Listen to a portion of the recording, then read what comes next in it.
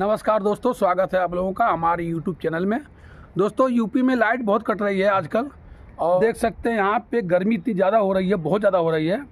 इस वजह से ना मैं सोच रहा हूँ कि एक सोलर पैनल लगवाया जाए और हमारा सोलर पैनल आ भी चुका है। अभी आपको दिखाते हैं। 2 एसी है और एक सबमर्सिबल है, मोटर है, कूलर है, पंखा है, यही सब है जो लोड लेने के लिए इसके लिए बहुत है। दोस्तों, ये रहा मेरा पैनल, सोलर पैनल। आप देख सकते हैं 25 पीस है ये और मैंने बहुत सारा लगवा दिया हूँ। 2, 4, 10 घर का भी काम से चल जाएगा। आपको लगवाना होगा तो मुझे संपर्क करना। मैं सारा सिस्टम यहाँ पे लगा दिया हूँ। ये आपको दिख रहा होगा, पूरा मशीन इसका यहाँ पे है। इसका उद्घाटन हो चुका है, अब चालू करना बाकी रह गया। आप देख सकते हैं। अब ये मैं चालू कराऊंगा इसको अगले महीने, अगली वीडियो 10 तारीख के बाद, क्योंकि कुछ काम इसमें बाकी अभी है।